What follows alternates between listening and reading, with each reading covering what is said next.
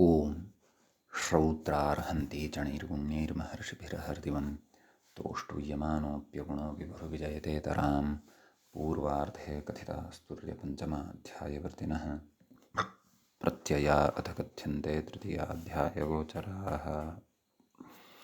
नमः सर्वेभ्यः श्रोतृभ्यः। अस्माभिः गतपाठे यद्यत् पठितं तद् एकवारं स्मरामः। वयं वैयाकरणसिद्धान्तकौमुदी इत्याख्यस्य ग्रन्थस्य तत्र तिङन्तप्रकरणं पठन्तः स्मः। प्रकरणस्यास्य तत्र रुधादिप्रकरणमिति अवान्तरप्रकरणं गतपाठे समाप्तिं गतम्। अस्मिन् रुधादिप्रकरणस्य अन्तिमे अस्मिन् पाठे, तृतीये पाठे, तत्र वयम् आदौ तावत् तृह हिसि हिंसायामिति धातुद्वयं पठितवन्तः। तृह धातोः सन्दर्भे तृणः इम् इति विशेषः पठितः। इम् इति आगमो भवति। कृतश्नमः कृतश्नमः अस्य। ततः उन्दीक्लेदने अञ्जु व्यक्तिमर्क्षणकान्तिगतिषु इति एते धातवः पठिताः। अञ्जुधातोः सन्दर्भे अञ्जेः सिचि इति विशेषः पठितः। अञ्जेः सिचो नित्यमिट् स्यात् तस्य अर्थः दृष्टः। ततः तञ्चुसङ्कोचने ओविजिभयचलनयोः वृजिवर्जने पृचीसम्पर्के एते धातवः अपि अस्माभिः पठिताः। एवञ्च गतपाठस्य अन्ते व्याख्यायाः पङ्क्तयः इत्थमासन्। अञ्जेः सिजि इडत्यर्तिव्य इति नामित्यतः इडित्यनुवर्ते ऊदित्वा देवसिद्धे नित्यार्थमिदं तदाह अञ्जेरित्यादिना तञ्चुसङ्कोचनेनोपदः कृतपरसवर्णनिर्देशः अञ्जुवद्रूपाणि यथा योग्यमूह्यानि ओविजीति ओकार इति अनिट्सु इतितो ग्रहणादयं सेट् इति तत्रोक्तम्। ततः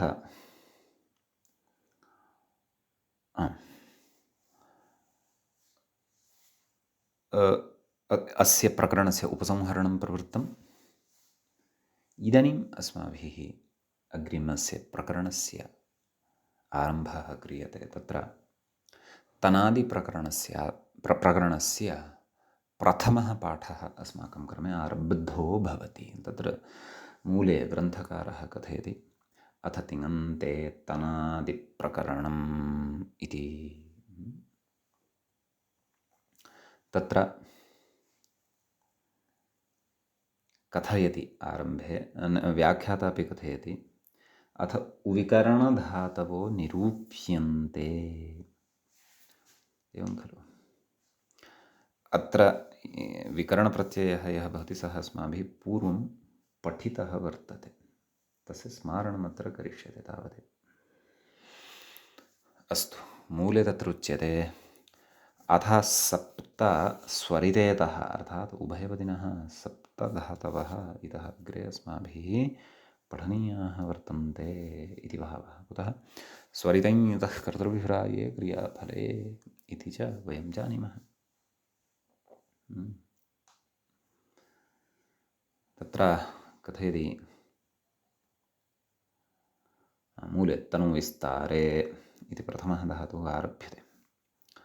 तत्र व्याख्याता कथयति उदितो वा इति प्रयोजनं, नाम अस्य तनुधातुः यः वर्तते, तनुरुदित् इति उक्तवान् खलु व्याख्याता आदौ। तदनन्तरम् उदितो वा इति प्रयोजनं, नाम इति प्रयोजनमत्र वर्तते। निरूप्यन्ते तदनन्तरं पूर्णविरामः स्थापनीयः। यदि नास्ति भवतां पुस्तके तर्हि स्थापयन्तु। सम्यक् इति प्रकृते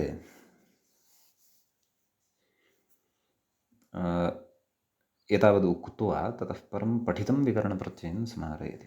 तनादिक्निभ्य पूर्वं पठितमस्ति, तस्य अर्थमपि स्मारयति। कर्तृर्थे सार्वधातुके तनादिभ्यः क्रिञश्च, क्रीं धातुः पूर्वं पठितः खलु, उप्रत्ययः स्यात्। स्वार्थे इत्यर्थः। शपोपवादः, शपः अयम् अपवादो भवति इति च भावः। समीचीनं। ततः अग्रे अत्र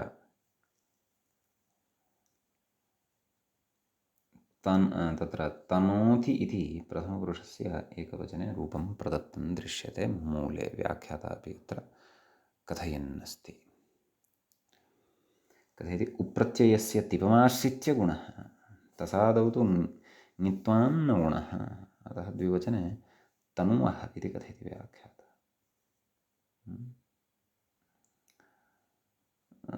तनुतः तनुतः एवं द्विवचने तनुतः इति खलु। आम्, बहुवचने कथयति व्याख्याता झोन्तादेशे कृते इवो यणचीति यण् तन्वन्ति इति मध्यमपुरुषस्य यापि रूपाणि कथयति। तनोषि तनुतः तनुथ तनोमि इति उक्त्वा तदनन्तरं कथयति लोपश्चास्यान्यतरस्यां मोहो इति उकारस्य विकल्पम् अभिप्रेत्य आह तन्वः तनुवः, एवं खलु। इदं च पूर्वं पठितमस्ति।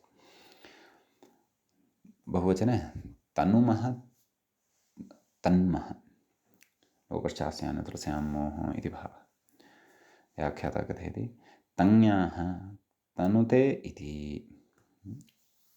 मूले एकं रूपम् आत्मनेपदपक्षस्यापि दत्तमस्ति। तनुते, तन्वाते तन्वते मध्यमपुरुषे कथयति व्याख्याता तनुषे तन्वाते तनुध्वे, उत्तमपुरुषे च कथयति तन्वे तनुवहे एवं तनुध्वे इति मध्यमपुरुषे खलु। तर्हि उत्तमपुरुषे कथं तन्वे इति एकवचने, द्विवचने तनुवहे तन्वहे लोपश्चास्यान्यतरस्यां, तनुवहे तन्वहे, बहुवचने तनुमहे तन्महे इति लट्लकारे आत्मनेपदे अस्य धातोः इमानि रूपाणि भवन्ति।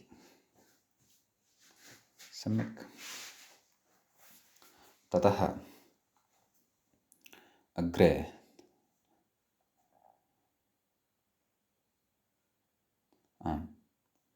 ततान इति भवति।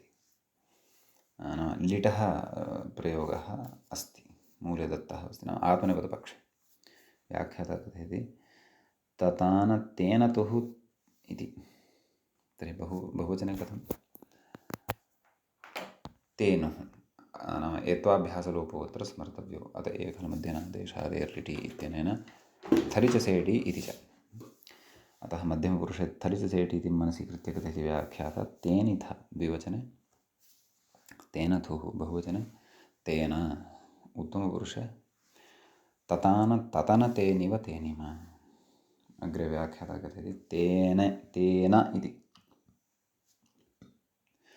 तेन इति तदेव मध्यमपुरुषस्य बहुवचनस्य इदं रूपम्। उक्तानि इमानि सर्वाणि रूपाणि तेनिव इत्यपि अभूत्। तङ्याः एवं खलु। अपि च तनुविस्तारे धातुः सकर्मकः भवति।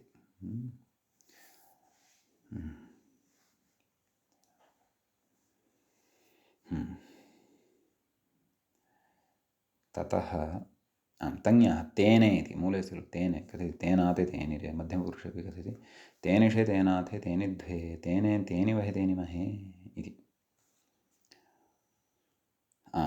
लुटि तनिता इत्युच्यते।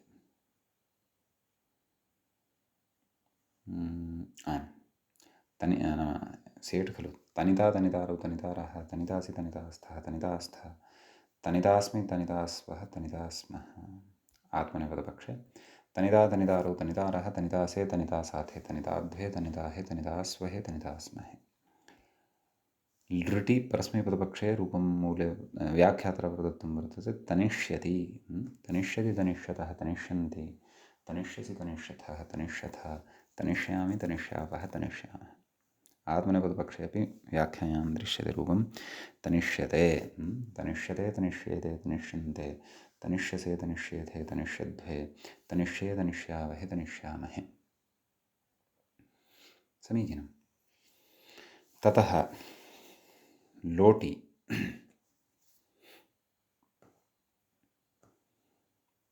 तत्र तनोतु इति रूपं व्याख्याता कथयति। तनोतु, तनुता, तनुतां, तन्वन्तु।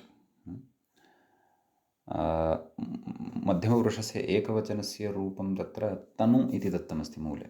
कथयति व्याख्याता, उतश्च प्रत्ययात् संयोगपूर्वात् इति हेर्लुकं मत्वा आह तन्विति पूरयति अन्यानि रूपाणि। तनुता, तनुतं, तनुता, तानवानि, तानवाव, तानवाम इति इमानि रूपाणि भवन्ति। लङः रूपं कथयति व्याख्याता, अतनोत्, अतनुताम्, अतन्वन्, अतनोः मध्यमपुरुषे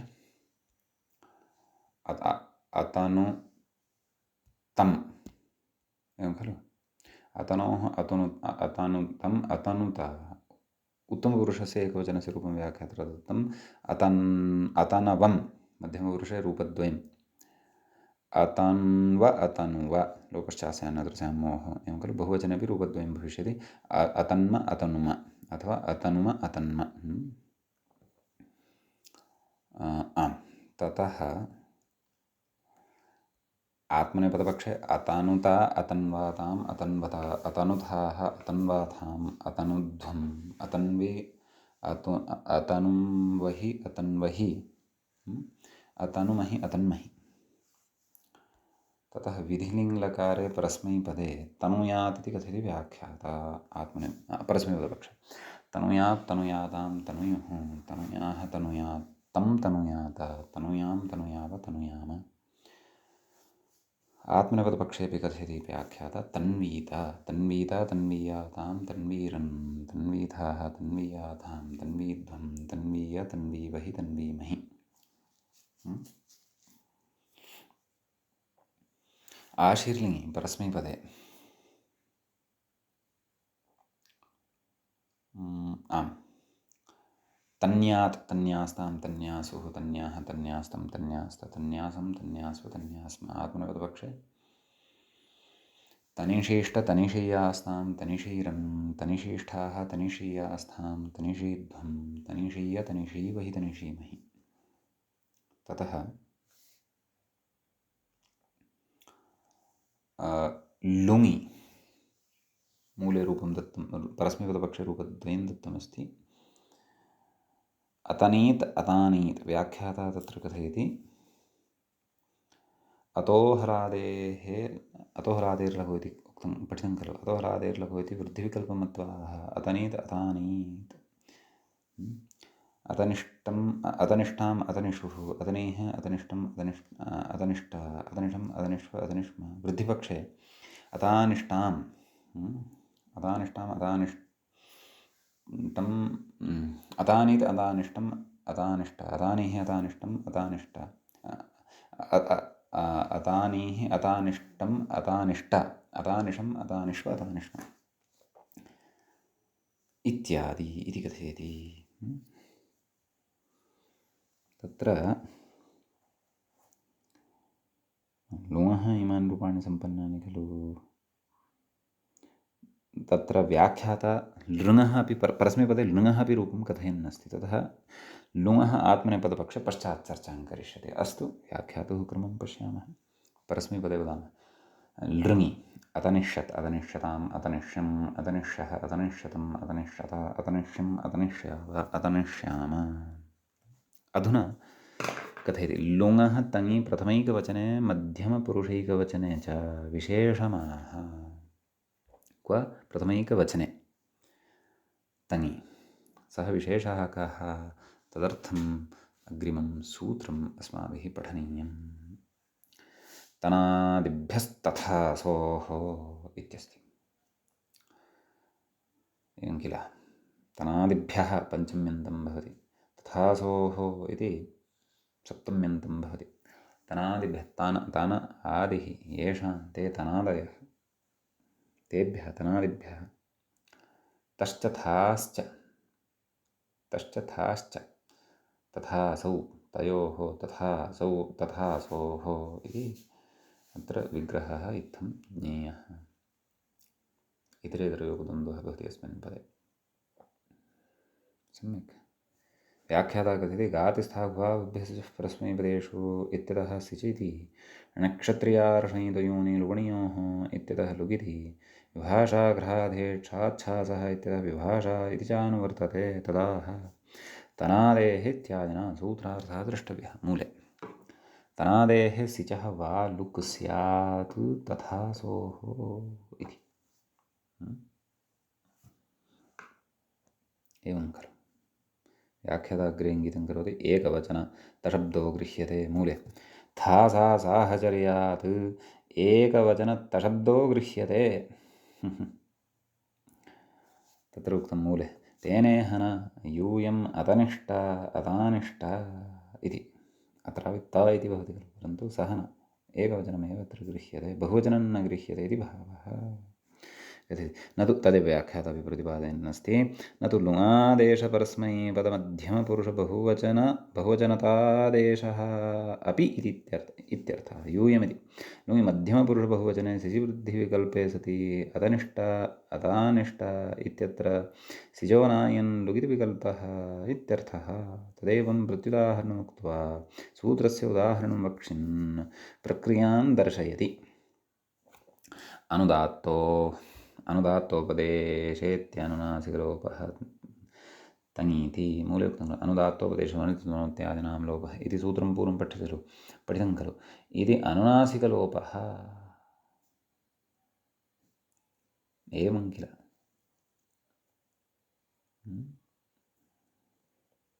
इति अस्ति। क्व इदं तदेवं प्रत्युदाहरणं सूत्रस्य उदाहरणं वक्ष्यन् प्रक्रियां दर्शयति। तङि मूले उक्तं मूले किमुक्तं तङि अतत अतनिष्टा कथयति। तङि प्रथमैकवचने तशब्दस्य मध्यमपुरुषैकवचने थासि च सिच्यः लुकि अनुदात्तोपदेशमनुदिनोत्यादिनाम् इति नकारस्य लोपः इत्यर्थः। तदाह अतत अतनिष्ठा अतथाः अतनिष्ठाः इति। तर्हि कथं रूपाणि अत्र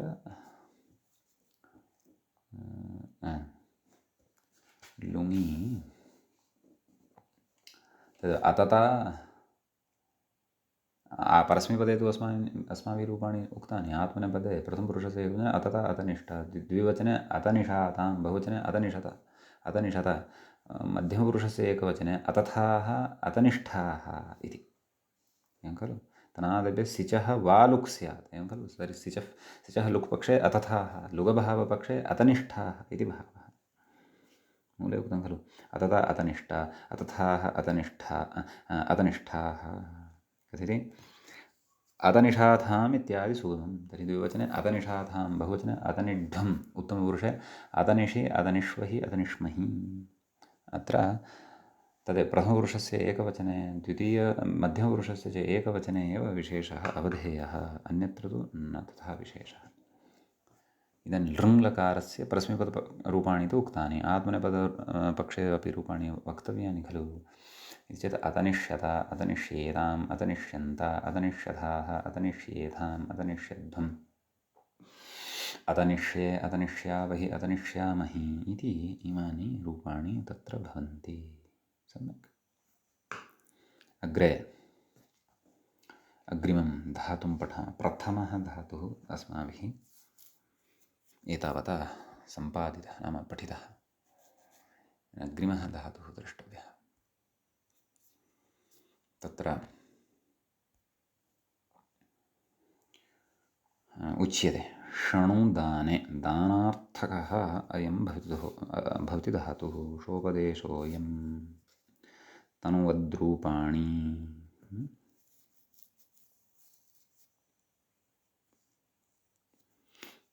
इत्यस्ति। तनुशब्दवत् रूपाणि भवन्ति इति भावः। मूले किमपि उक्तं वा सनोति सनुते लिटि रूपाणि कथयामः। क्षन्तव्यः लटि आदौ रूपाणि अत्र कथयामः। सनोति सुनुतः सन्वन्ति सनोषि क्षन्तव्यः सनोषि प्रथमपुरुषं पुनः वदामि। सनोति सनुतः सन्वन्ति सनोषि सनुथः सनुथः सनोमि सनुवः सन्वः सनुमः सन्मः। आत्मनेपदे सनुते सन्वाते सन्वते सनुषे सन्वाते सनुद्वे सन्वे सनुवहे सन्वहे सनुमहे सन्महे इति इमानि रूपाणि भवन्ति स्म। एवं खलु। मूले सनुते इति प्रदत्तमपि अस्ति। अग्रे गच्छति ये विभाषा अस्तु अयं तु प्रायः तत्र लिङः विशेषः उच्यमानः अस्ति। अस्तु इदानीं लिटः परस्मैपदपक्षे रूपाणि कथयामः। एत्वाभ्यासलोपौ च स्मर्तव्यौ। आम् ससानसेनतुः सेनुः सेनिथसेनथुः सेना ससान ससनसेनिव सेनिमा। आत्मनेपदे सेने सेनाते सेनिरे सेनिषे सेनाते सेनिध्वे सेने सेनिवहे सेनिमहे। लुटि परस्मैपदे सनिता सनितारौ सनितारः सनितासि सनितास्थः सनितास्थः सनितास्मि सनितास्वः सनितास्मः। आत्मनेपदे सनिता सनितारौ सनितारः सनितासे सनितासाथे सनिताध्वे सनिताहे सनितास्वहे सनितास्महे। लृटि परस्मैपदे सनिष्यति सनिष्यतः सनिष्यन्ति सनिष्यसि सनिष्यत्थः सनिष्यथ सनिष्यामि सनिष्यावः सनिष्यामः। आत्मनेपदपक्षे सनिष्यते सनिष्येते सनिष्यन्ते सनिष्यसे सनिष्येथे सनिष्यध्वे सनिष्ये सनिष्यावहे सनिष्यामहे। लोटि परस्मैपदे सनोतु सनुतात् सनुतां सन्वन्तु सनु सनुतात् सनुतं सनुत सनवानि सनवाव सनवाम। आत्मनेपदपक्षे सनुतां सन्वातां सन्वतां सनुष्व सन्वातां सनुध्वं सनवै सनवावहै सनवामहे। लङि परस्मैपदे असनोत् असनुताम् असन्वन् असनोः असनुतम् असनुता असनवम् असनुव असन्व असनुम असन्न। लोपश्चास्यान्नदृशामो इति स्मर्तव्यं तत्र तत्र सत्सु निमित्तेषु। आत्मनेपदे असुनता असुन असन्वाताम् असन्वता असुनथाः असन्वाताम् असनुध्वम् असन्वि असानुवहि असन्वहि असनुमहि असन्महि। विधिलिङि तत्र परस्मैपदे सनुयात् इति सनुयात् सनुयातां सनुयुः सनुयाः सनुयातं सनुयात सनुयां सनुयाव सनुयाम। आत्मनेपदपक्षे सन्वीत सन्वीयातां सन्वीरन् सन्वीधाः सन्वीयातां सन्वीध्वं सन्वीय सन्वीवहि सन्वीमहि। सम्यक्। आशीर्लिङि परस्मैपदपक्षे मूले सायात् सन्याति रूपद्वयं दत्तमस्ति। ये विभाषा इति एतेन सूत्रेण आत्वं विकल्पेन विधीयते। एवं खलु। यकारादौ ङिति परतः ङिति प्रत्यये परतः जनसनखनां सन्नस्ति खलु तत्र आकारादेशः विकल्पेन भवति इति खलु उच्यते। जायते जन्यते इत्यादीनि रूपाणि पूर्वं साधितानि खलु। अतः प्रकृते सायात् इत्यादीनि रूपाणि साधनीयानि सन्ति। सायात् सायास् एतद् आम् आशीर्लिङि खलु। सायात् सायास्तां सायासुः सायाः सायास्तं सायास्त सायासं सायासु सायास्म। आत्वाभावपक्षे सन्यात् सन्यास्तां सन्यासुः सन्याः सन्यास्तं सन्यास्त सन्यासं सन्यास सन्यास्म इति इमानि रूपाणि भवन्ति। आत्मनेपदे आशीर्लिङि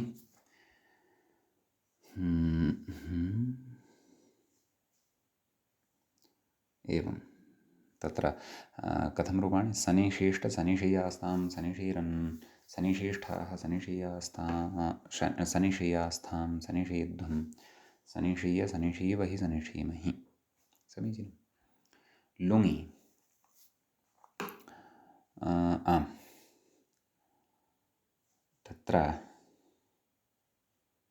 तदेव अतोहलादेर्लघोः इति।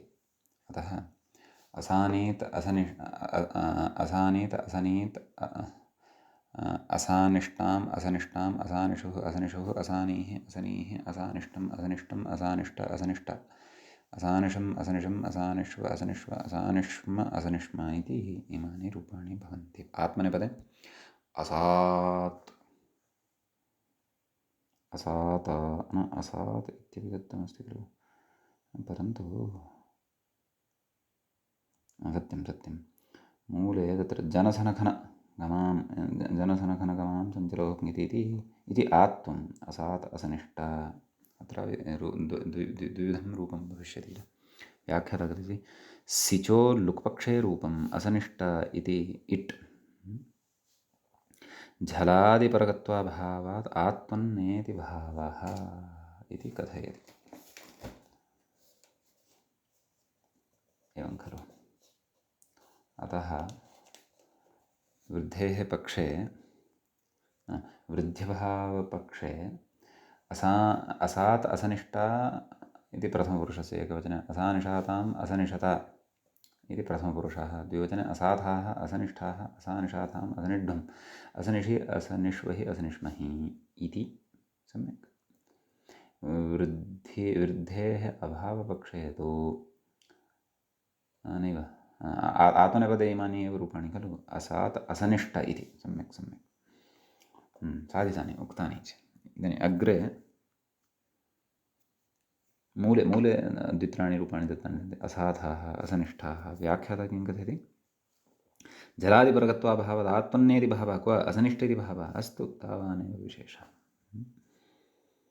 लृङ्लकारे परस्मैपदपक्षे असनिष्यत् असनिष्यताम् असनिष्यन् असनिष्यः असनिष्यतम् असनिष्यत असनिष्यम् असनिष्याव असनिष्याम पक्षे असनिष्यत असनिष्येताम् असनिष्यन्त असनिष्यथाः असनिष्येथाम् असनिष्यध्वम् असनिष्ये असनिष्यावहि असनिष्यामहि इति इमानि रूपाणि भवन्ति। ततः अग्रे धातुः भवति क्षणु इति।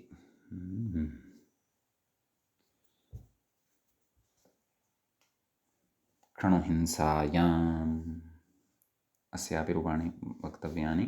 स्वरितेत्वात् उभयपदित्वं क्षणोति क्षणुतेति मूले रूपं दृश्यते। व्याख्याता कथयति क्षणुधातुरदुपधः अस्तु। व्रजेरध्वर्युः क्षण्वीत इति तैत्तिरीयेन प्रयोगं दर्शयति तावदेव। अस्तु, रूपाणि वदामः। लटि परस्मैपदे क्षणोति खलु, क्षणुतः क्षण्वन्ति, क्षणोषि क्षणुतः क्षणुतः क्षणोमि क्षणुवः क्षण्वः क्षणुमः क्षण्मः। आत्मनेपदे क्षणुते क्षण्वाते क्षण्वते क्षणुषे क्षण्वाथे क्षणुद्वे क्षण्वे क्षण्वहे क्षण्वहे क्षणुमहे क्षण्महे। लीटि परस्मैपदे चक्षाण चक्षणतुः चक्षणुः चक्षणिथ चक्षणथुः चक्षण चक्षाण चक्षण चक्षणीव चक्षणीम। आत्मनेपदे चक्षणे चक्षणाते चक्षणिरे चक्षणिषे चक्षणाथे चक्षणिद्वे चक्षणे चक्षणीवहे चक्षणिमहे। लुटि परस्मैपदे क्षणिता क्षणितारौ क्षणितारः क्षणितासि क्षणितास्थः क्षणितास्थः क्षणितास्मि क्षणितास्वः क्षणितास्मः। आत्मनेपदे क्षणिता क्षणितारौ क्षणितारः क्षणितासे क्षणितासाथे क्षणिताद्वे क्षणिताहे क्षणितास्वहे क्षणितास्महे। लृटि परस्मैपदे क्षणिष्यति क्षणिष्यतः क्षणिष्यन्ति क्षणिष्यसि क्षणिष्यथः क्षणिष्यथ क्षणिष्यामि क्षणिष्यावः क्षणिष्यामः। आत्मनेपदपक्षे क्षणिष्यते क्षणिष्येते क्षणिष्यन्ते क्षणिष्यसे क्षणिष्येथे क्षणिष्यध्वे क्षणिष्ये क्षणिष्यावहे क्षणिष्यामहे। लोटि परस्मैपदे क्षणोतु क्षणुतात् क्षणुतां क्षण्वन्तु क्षणु क्षणुतात् क्षणुतं क्षणुत क्षणवानि क्षणवाव क्षणवाम। आत्मनेपदे क्षणुतात् क्षणुतात् नैव क्षणुतां क्षण्वातां क्षण्वतां क्षणुष्व क्षण्वातां क्षणुद्धं क्षणवै क्षणवावहै क्षणवामहै। सम्यक्। ततः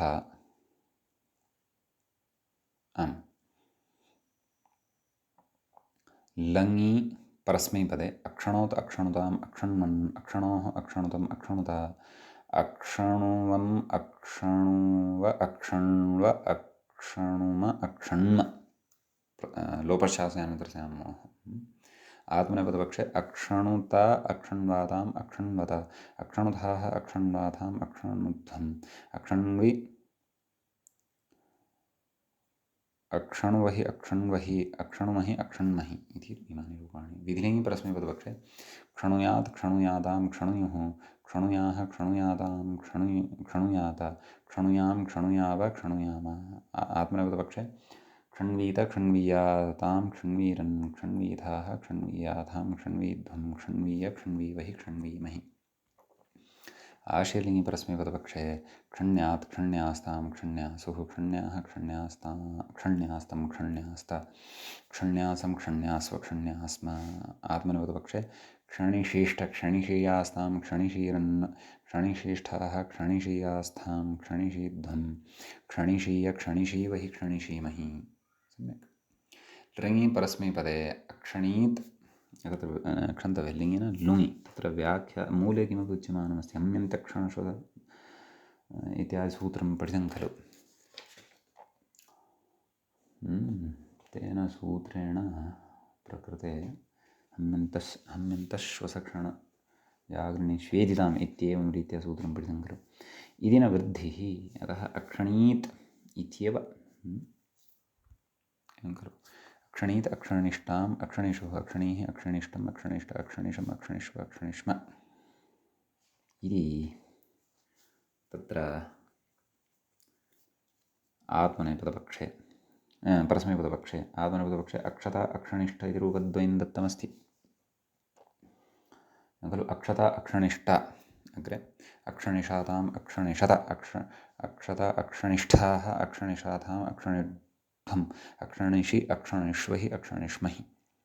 लृङि परस्मैपदे अक्षणिष्यत अक्षणिष्यताम् अक्षणिष्यन् अक्षणिष्यः अक्षणिष्यत् व्याख्यात्र तत्र पश्यन्तु स्पष्टतया उक्तं प्रथमपुरुषस्य विकल्पेन रूपद्वयं यद् भवति तदुक्तं व्याख्यात्राणां मूले क्षन्तव्यः।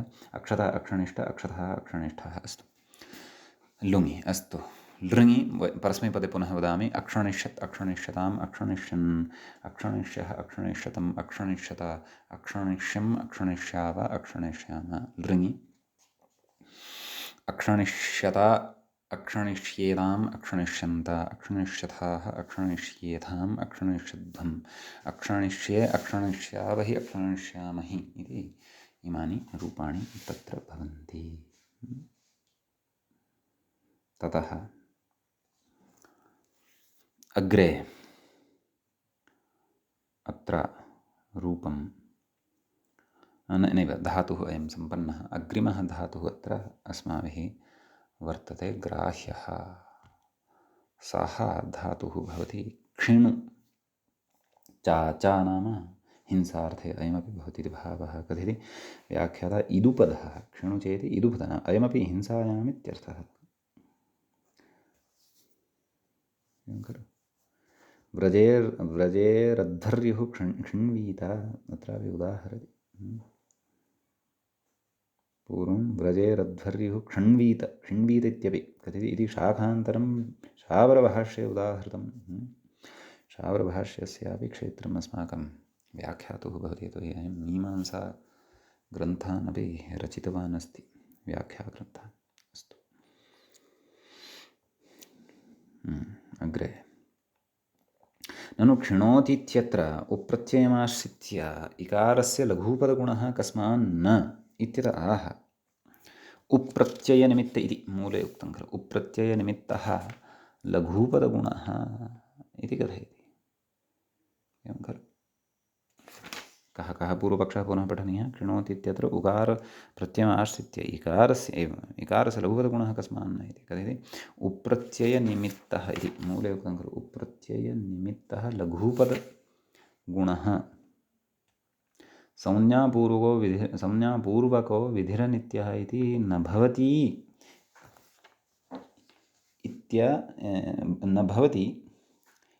इत्यात्रेयादयः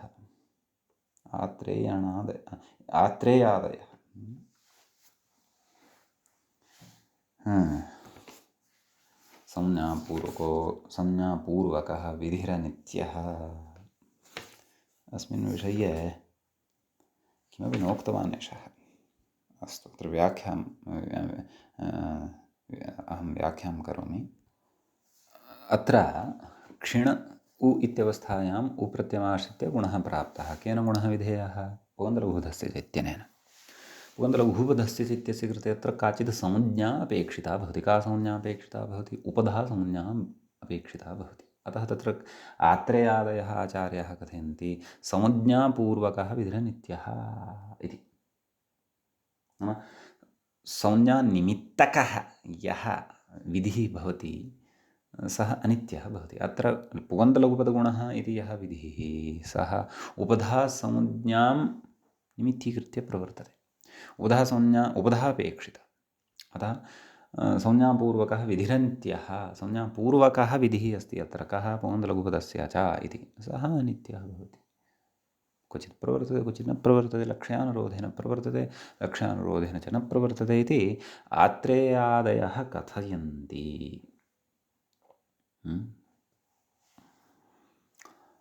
इति अस्ति। अन्ये आचार्याः इत्थं नापि मन्वते। तदेव कथयन् अस्ति मूले किं भवत्येव इत्यन्ये, गुणः भवत्येव इति अन्ये कथयन्ति। अतः उभयोः उभयविधरीत्या रूपाणि अत्र कथयन् अस्ति। क्षिणोति क्षेणोति, गुणपक्षे क्षेणोति, गुणाभावपक्षे क्षिणोति इति भावः। सम्यक् इति विशेषः अस्ति अत्र। द्विवचने क्षेणुतः क्षिणुतः, बहुवचने क्षेण्वन्ति क्षिण्वन्ति, मध्यमपुरुषे क्षेणोषि क्षिणोषि, क्षेणुतः क्षिणुतः, क्षेणुतः क्षिणुतः, मध्यमपुरुषस्य द्विवचने क्षेणुतः क्षिणुतः, बहुवचने क्षेणुतः क्षिणुतः, उत्तमपुरुषे क्षेणोमि क्षिणोमि, द्विवचने क्षेणुवः क्षेण्वः क्षिणुवः क्षिण्वः, बहुवचने अपि रूपचतुष्टयं क्षेणुमः क्षेण्मः क्षिणुमः क्षिण्मः।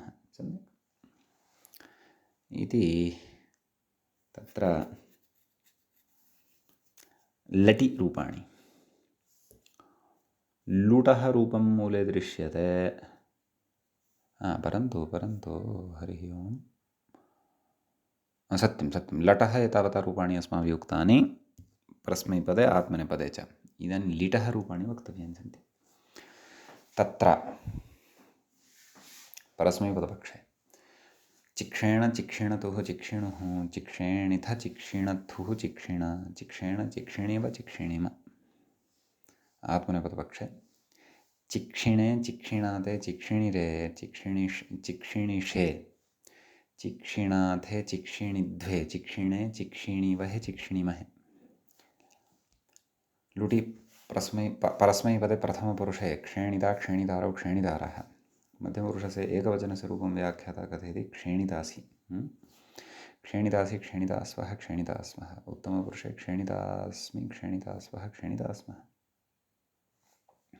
आत्मनेपदे अपि व्याख्याता मूले कथयति क्षेणितासे क्षेणितासे क्षेणितासाथे क्षेणिताद्वे क्षेणिताहे क्षेणितास्वहे क्षेणितास्महे, नैव क्षेणितासे क्षेणितासाथे क्षेणिताद्वे क्षेणिताहे क्षेणितास्वहे क्षेणितास्महे। सम्यक्। ततः लृटि परस्मैपदे क्षेणिष्यति क्षेणिष्यतः क्षेणिष्यन्ति क्षेणिष्यसि क्षेणिष्यत्थः क्षेणिष्यथ, क्षेणिष्यामि क्षेणिष्यावः क्षेणिष्यामः। आत्मनेपदे क्षेणिष्यते क्षेणिष्येते क्षेणिष्यन्ते क्षेणिष्यसे क्षेणिष्येथे क्षेणिष्यध्वे क्षेणिष्ये क्षेणिष्यावहे क्षेणिष्यामहे। सम्यक्। ततः लोटलकारः भवति तस्य परस्मैपदे। अत्र श्नु आगच्छति इति कृत्वा, क्षन्तव्य उ इति आगच्छति, अतः तम् उ इति विकरणप्रत्ययमाश्रित्य गुणविकल्पः। क्षेणोतु क्षिणोतु, क्षेणुतात् क्षिणुतात्, द्विवचने क्षेणुतां क्षिणुतां, बहुवचने क्षेण्वन्तु क्षिण्वन्तु। समीचीनम्। ततः मध्यमपुरुषे अपि रूपचतुष्टयं क्षेणु क्षिणु, एवं खलु। पक्षे क्षेणुतात् क्षिणुतात्, मध्यमपुरुषे क्षेणुतं क्षिणुतं, क्षन्तव्य द्विवचने क्षेणुतं क्षिणुतं, बहुवचने क्षेणुत क्षिणुत, उत्तमपुरुषे क्षेणवानि क्षिणवानि इति एकवचनं, क्षेणवाव क्षिणवाव इति द्विवचनं, क्षेणवाम क्षिणवाम इति बहुवचनम्। आत्मनेपदपक्षे क्षेणुतात् क्षिणुतात्, क्षेण्वातां क्षिण्वातां, क्षेण्वतां क्षिण्वतां, मध्यमपुरुषे क्षेणुष्व क्षिणुष्व, क्षेण्वाथां क्षिण्वाथां, क्षेणुद्धं क्षिणुद्धम्, उत्तमपुरुषे क्षेणवै क्षणवै, क्षेणवावहै क्षिणवावहै, क्षेणवामहै क्षिणवामहै इति इमानि रूपाणि भवन्ति। सम्यक्। लङि परस्मैपदे अक्षेणोत् अक्षिणोत्, अक्षेणुताम् अक्षिणुताम्, अक्षेण्वन् अक्षिण्वन् इति प्रथमपुरुषः। अक्षेणोः अक्षिणोः, अक्षेणुतम् अक्षिणुतम्, अक्षेणुत अक्षिणुत इति मध्यमपुरुषः। अक्षेणवम् अक्षिणवम्, अक्षेणुव अक्षेण्व अक्षिणुव अक्षिण्व, अक्षेण्म अक्षेण्म, अक्षेणुम अक्षेण्म, अक्षिणुम अक्षिण्म इति उत्तमपुरुषः च भवति। आत्मनेपदपक्षे अक्षेणुत अक्षिणुत, अक्षेण्वाताम् अक्षिण्वाताम्, अक्षेण्वत अक्षिण्वत इति प्रथमपुरुषः। अक्षेणुधाः अक्षिणुधाः, अक्षेण्वाथाम् अक्षिण्वाथाम्, अक्षेणुध्वम् अक्षिणुध्वम् इति मध्यमपुरुषः। अक्षेण्वि अक्षिण्वि द्विवचने बहुवचने च पूर्ववत् रूपचतुष्टयं नाम लोपश्चास्यानर्थसमोहो इति पुरस्कृत्य। अतः अक्षेणुवहि अक्षेण्वहि, अक्षिणुवहि अक्षिण्वहि, अक्षेणुमहि अक्षिण्महि, अक्षिणुमहि अक्षिण्महि इति इमानि रूपाणि भवन्ति। ततः विधिनि परस्मैपदे क्षेणुयात् क्षिणुयात्, क्षेणुयातां क्षिणुयातां, क्षेणुयुः क्षिणुयुः इति प्रथमपुरुषः। क्षेणुयाः क्षिणुयाः, क्षेणुयातां क्षेणुयातं क्षिणुयातं, क्षेणुयात क्षिणुयात इति मध्यमपुरुषः। क्षेणुयां क्षिणुयां, क्षेणुयाव क्षिणुयाव, क्षेणुयाम क्षिणुयां क्षिणुयाम इति च उत्तमपुरुषः भवति। आत्मनेपदपक्षे क्षेण्वीत् क्षेण्वीत, क्षेण्वीत क्षिण्वीत, क्षेण्वीयातां क्षिण्वीयातां, क्षेण्वीरन् क्षिण्वीरन् इति प्रथमपुरुषः। क्षेण्वीथाः क्षिण्वीथाः, क्षेण्वीयाथां क्षिण्वीयाथां, क्षेण्विध्वं क्षिण्वीध्वम् इति मध्यमपुरुषः। क्षेण्वीय क्षिण्वीय, क्षेण्वीवहि क्षिण्वीवहि, क्षेण्वीमहि क्षिण्वीमहि इति च उत्तमपुरुषः भवति। सम्यक्। ततः आशीर्लिङ्गलकारो भवति। तत्र परस्मैपदपक्षे क्षिण्यात् क्षिण्यास्तां क्षिण्यासुः, क्षिण्याः क्षिण्यास्तं क्षिण्यास्त, क्षिण्यासं क्षिण्यास्व क्षिण्यास्म। आत्मनेपदपक्षे क्षेणिशिष्ट क्षेणिशियास्तां क्षेणिशीरन्, क्षेणिशिष्ठाः क्षेणिशियास्तां क्षेणिशीध्वं, क्षेणिशीय क्षेणिशीवहि क्षेणिशीमहि। ततः लुङ्लकारः अग्रे भवति। तत्र मूले अक्षेणीत् इति परस्मैपदे, अक्षिता अक्षेणिष्टा इति च आत्मनेपदे रूपाणि प्रदत्तानि वर्तन्ते। सम्यक्। परस्मैपदे आदौ वदामः। अक्षेणीत् अक्षेणिष्टाम् अक्षेणिषुः, अक्षेणीः अक्षेणिष्टम् अक्षेणिष्ट, अक्षेणिषम् अक्षेणिष्व अक्षेणिष्म। आत्मनेपदपक्षे अक्षेणिष्ट अक्षित, मूले किं दत्तम्? अक्षित अक्षेणिष्ट, अक्षेणिषादाम् अक्षेणिषत, अक्षेणिष्ठाः अक्षिताः, अक्षेणिषाथाम् अक्षेणिध्वम्, अक्षेणिषि अक्षेणिष्वहि अक्षेणिष्महि। लृङि परस्मैपदे अक्षेणिष्यत् अक्षेणिष्यताम् अक्षेणिष्यतम्, अक्षेणिष्यन्, अक्षेणिष्यः अक्षेणिष्यतम् अक्षेणिष्यत, अक्षेणिष्यम् अक्षेणिष्याव अक्षेणिष्याम लृङि नाम आत्मनेपदपक्षे लृङि अक्षेणिष्यत अक्षेणिष्येताम् अक्षेणिष्यन्त अक्षेणिष्यथाः अक्षेणिष्येथाम् अक्षेणिष्यध्वम् अक्षेणिष्ये अक्षेणिष्यावहि अक्षेणिष्यामहि इति इमानि रूपाणि अत्र भवन्ति। सम्यक्। इदानीम् अग्रिमः धातुः अस्माभिः पठनीयः। ऋणु गतौ इति। अत्रापि तद्वदेव, नाम उप्रत्ययं निमित्तीकृत्य गुणविकल्पः अस्ति, उपधा गुणविकल्पः अस्ति। संज्ञापूर्वको विधिरनित्यः इति अत्रापि मतान्तरं स्वीकृत्य रूपाणि वक्तव्यानि स्युः। व्याख्याता कथयति अत्रापि क्षणुवत् मतभेदात् लघुपदगुण तदभावौ तदाह ऋणोति अरणोति एवमग्रेपि अरणवन्तीति इको यणचीति यणिति भावः। अस्तु, सर्वाणि रूपाणि वदामः। मूले तावत् ऋणोति अरणोति अरणुतः अरणवन्ति आनरण आनृणे अरणितासि आरणीत आर्त आरणिष्ट आर्थाः आरणिष्ठाः इति इमानि रूपाणि प्रदत्तानि दृश्यन्ते। अस्तु, वयं सविकल्पं सर्वाणि रूपाणि अत्र कथयिष्यामः। आदौ तावत् लटि परस्मैपदे ऋणोति। इदानीम् एकं कार्यं कुर्मः। आदौ गुणपक्षे रूपाणि वदामः, ततः गुणाभावपक्षे रूपाणि वदामः। ऋणोति नैव, आदौ गुणाभावपक्षे वदामः। अस्तु, ऋणोति ऋणुतः ऋण्वन्ति ऋणोषि ऋणुतः ऋणुतः ऋणोमि ऋणुवः ऋणुमः। अधुना गुणपक्षे, लघुपदगुणपक्षे अरणोति अरणुतः अरणवन्ति अरणोषि अरणुथः अरणुथः अरणोमि अरणुवः अरणुमः। आत्मनेपदपक्षे ऋणुते ऋण्वाते ऋण्वते ऋणुषे ऋण्वाथे ऋणुध्वे ऋण्वे ऋणुवहि ऋणुमहे। पक्षे अरणुते अरण्वाते अरणुवते अरणुषे अरण्वाथे अरणुध्वे अरणुवे अरणुवहे अरणुमहे।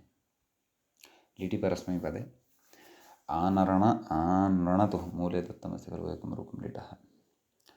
परस्मैपदपक्षीयमपि एकं दत्तमस्ति, आत्मनेपदपक्षीयमपि एकं रूपं दत्तमस्ति। आनरण आनृणतुः आनृणुः आनरणिथ आनृणथुः आनृण आनरण आनृणिव आनृणिम। आत्मनेपदपक्षे आनृणे आनृणाते आनृणिरे आनृणिषे आनृणाथे आनृणिध्वे आनृणे आनृणिनिवहे आनृणिनिमहे आनृणिनिमहे। अस्तु, लुटि परस्मैपदे अरणिता अरणितारौ अरणितारः अरणितासि अरणितास्थः अरणितास्थ अरणितास्मि अरणितास्वः अरणितास्मः। आत्मनेपदपक्षे अरणिता अरणितारौ अरणितारः अरणितासे अरणितासाथे अरणिताध्वे अरणिताहे अरणितास्वहे अरणितास्महे। समीचीनम्। लृटि परस्मैपदे अरणिष्यति अरणिष्यतः अरणिष्यन्ति अरणिष्यसि अरणिष्यत्थः अरणिष्यथ अरणिष्यामि अरणिष्यावः अरणिष्यामः। आत्मनेपदपक्षे अरणिष्यते अरणिष्येते अरणिष्यन्ते अरणिष्यसे अरणिष्येथे अरणिष्यध्वे अरणिष्ये अरणिष्यावहे अरणिष्यामहे। लोटि परस्मैपदपक्षे आदौ गुणाभावपक्षे कथयामः। ऋणोत् ऋणुतात्, एवं खलु, ऋणोत् ऋणुतात् ऋणुतां ऋण्वन्तु ऋणुतात् ऋणुतं ऋणुत ऋणवानि ऋणवाव ऋणवाम। इदानीं गुणपक्षे कथयामः। अरणोतु अरणुतात् अरणुताम् अरणवन्त् अरणवन्त् अरणु हि अर्णुतात् अर्णुतम् अर्णुत अर्णवानि अर्णवाव अर्णवा आत्मनेपदपक्षे गुणाभावे आदौ कथयामः। ऋणुतात् ऋण्वा ऋणुतां ऋणुतात् ऋण्वातां ऋण्वतां ऋणुष्व ऋण्वाथां ऋणुध्वं ऋणवै ऋणवावहि ऋणवामहि। ಇದನ್ನು ಗುಣಪಕ್ಷ ಕಥಯಾಮः। ಅರುಣುತಾತ್ ಅರುಣ್ವಾತಾಂ ಅರುಣ್ವತಾಂ ಅರುಣುಷ್ವ ಅರುಣ್ವಾಥಾಂ ಅರುಣುಧ್ವಂ अर्णवै अर्णवावहै अर्णवामहै इति लोट्लकारः लङि परस्मैपदे। अत्र आरणोत् इति स्यात् एवं खलु। मूले तु अरणितासीत् इत्युक्त्वा आरणीत् आर्त आरणिष् नाम तत्र लुङः एव विशेषः उच्यमानः अस्ति। अस्तु, लुङि आरणोत्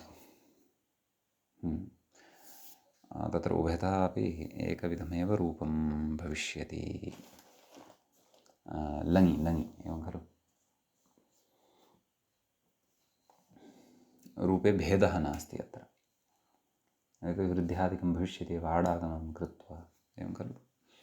अतः एकविधमेव रूपम्। आरणोत् आरणुताम् आरणवन् आरणोः आरणुतम् आरणुत आरणवम् आरणुव आरणुम आत्मनेपदपक्षे आरणुत आरणवाताम् आरणवत आरणुधाः आरणवाथाम् आरणुध्वम् आरणुवि आरणुवहि आरणुमहि इति इमानि रूपाणि भवन्ति। ततः विधिलिङि परस्मैपदे गुणाभावपक्षे ऋणुयाद् ऋणुयातां ऋणुयोः ऋणुयाः ऋणुयातं ऋणुयाद् ऋणुयां ऋणुयाव ऋणुयाम। गुणपक्षे अरुणुयात् अरुणुयाताम् अरुणुयोः अरुणुयाः अरुणुयातम् अरुणुयात अरुणुयाम् अरुणुयाव अरुणुयाम। आत्मनेपदपक्षे गुणाभावे ऋण्वीत् ऋण्वीयातां ऋण्वीरन् ऋण्वीथाः ऋण्वीयाथां ऋण्वीध्वं ऋण्वीय ऋण्वीवहि ऋण्वीमहि।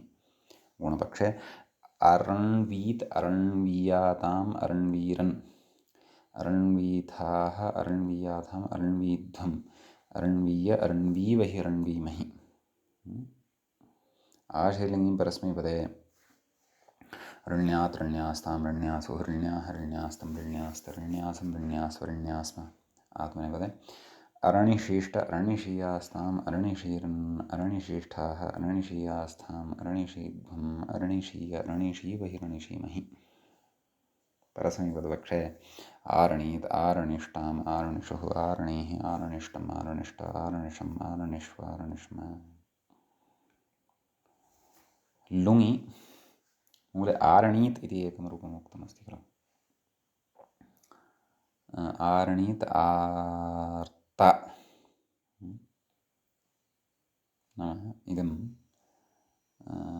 सत्यम्।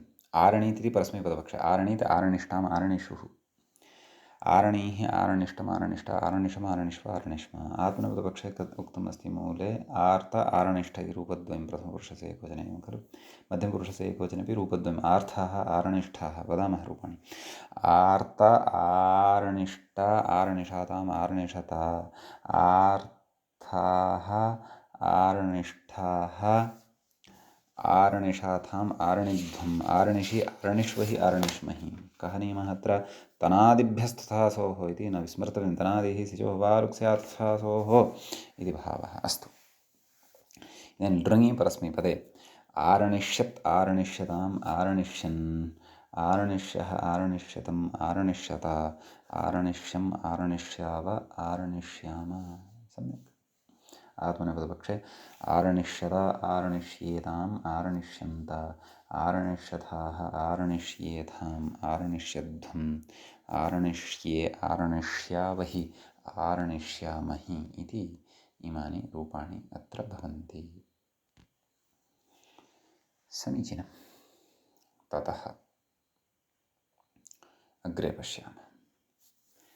अग्रे धातुः भवति तृणु अदने।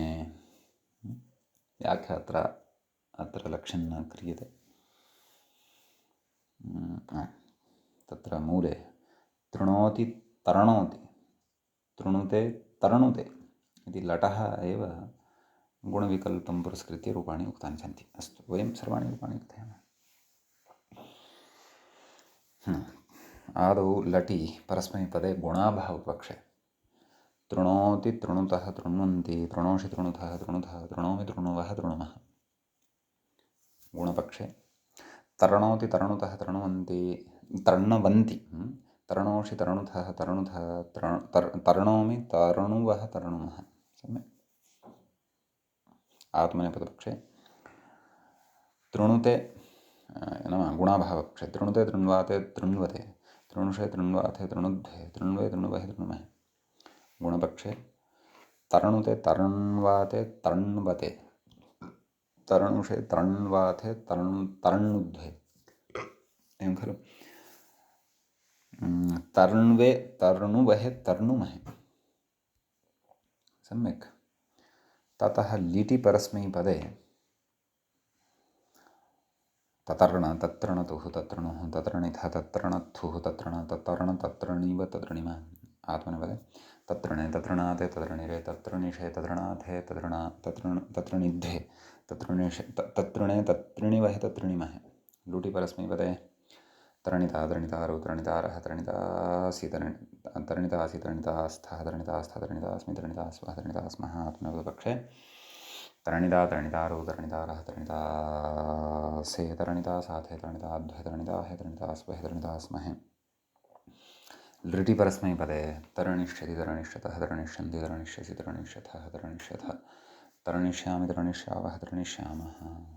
आत्मनेपदपक्षे तरणिष्यते तरणिष्येते तरणिष्यन्ते तरणिष्यसे तरणिष्येथे तरणिष्यद्वे तरणिष्ये तरणिष्यावहे तरणिष्यामहे। सम्यक्। ततः लोटि परस्मैपदपक्षे गुणाभावे तृणोतु तृणुता तृणुतां तृण्वन्तु तृणुतृणुता तृणुतं तृणुत तृणवानि तृणवाव तृणवाम।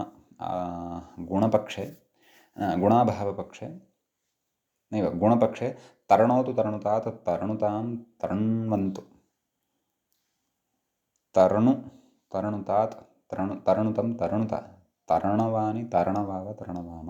आत्मनेपदे गुणाभावपक्षे तरणुतात् तरणुता तृण्वातां तृण्वतां तृणुष्व तृण्वातां तृणुद्धं तृणवै तृणवावहि तृणवामहि।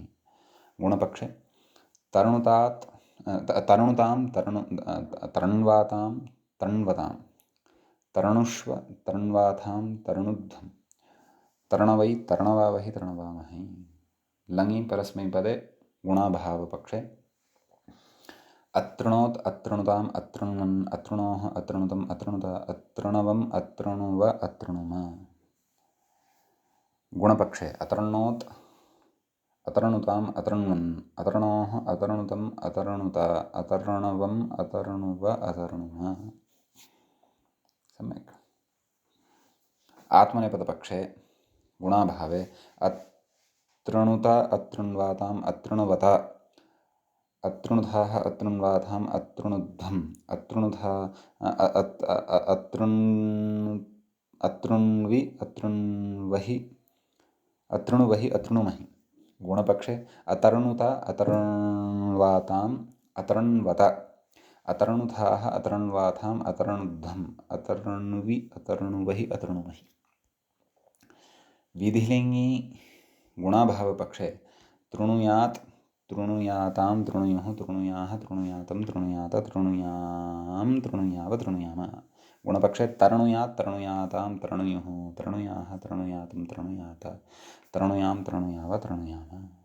आत्मनेपदपक्षे गुणाभावे आत्मनेपदे गुणाभावपक्षे तृण्वीत तृण्वीयातां तृण्वीरन् तृण्वीथाः तृण्वीयाथां तृण्वीध्वं तृण्वीय तृण्वीवहि तृण्वीमहि। गुणपक्षे तृण्वीत तृण्वीयातां तृण्वीरन् तृण्वीथाः तृण्वीयाथां तृण्वीध्वं तृण्वीय तृण्वीवहि तृण्वीमहि। आशीलिङ्गि परस्मैपदे तृण्या तृण्यास्तां तृण्यासौ तृण्याः तृण्यास्तं तृण्यास्त तृण्यासं तृण्यास्व तृण्यास्म। आत्मनेपदपक्षे तत्र तरणिशीष्टतरणिशीयास्तां तरणिशीरन्तरणिशीष्ठाः तरणिशीयास्थां तरणिशीध्वं तरणिशीयतरणिशीवहि तरणिशीमहि। लुङि परस्मैपदे अतरणीत् अतरणिष्ठाम् अतरणिषुः अतरणीः अतरणिष्टम् अतरणिष्ट अतरणिषम् अतरणिष्व अतरणिष्म। आत्मनेपदे तदेव तद् स्मर्तव्यं किं तनादिभ्यस्तथासोः अत्रुत अतरणिष्ट अतरणिषाताम् अतरणिषद अतृथाः अतरणिष्ठाः अतरणिषाथाम् अतरणिध्वम् अतरणिषि अतरणिष्वहि अतरणिष्महि। लृङि परस्मैपदपक्षे अतरणिष्यत् अतरणिष्यताम् अतरणिष्यन् अतरणिष्यः अतरणिष्यतम् अतरणिष्यत अतरणिष्यम् अतरणिष्याव अतरणिष्याम। आत्मनेपदपक्षे अतरणिष्यत अतरणिष्येताम् अतरणिष्यन्त अतरणिष्यतः अतरणिष्येताम् अतरणिष्यध्वम् अतरणिष्ये अतरणिष्यावहि अतरणिष्यामहि इति त्रिणोति धातोः रूपाणि भवन्ति। अद्य अत्रैव पाठम् उपसंहरामः। मङ्गलं कुर्मः। श्रौत्रार्हन्ति चरणैर्गुण्यैर्महर्षिभिरहृदिवन्तो ष्टूयमानोऽप्यगुणो विभुर्विजयतेतराम्। पूर्वार्धे कथितास्तु पञ्चमाध्यायवर्तिनः प्रत्यया अथ कथ्यन्ते तृतीयाध्यायगोचराः। एवञ्च तनादिप्रकरणस्यास्य प्रथमः पाठः अस्माकं क्रमे सम्पन्नतां गतः। नमः सर्वेभ्यः श्रोतृभ्यः भवद्भ्यः।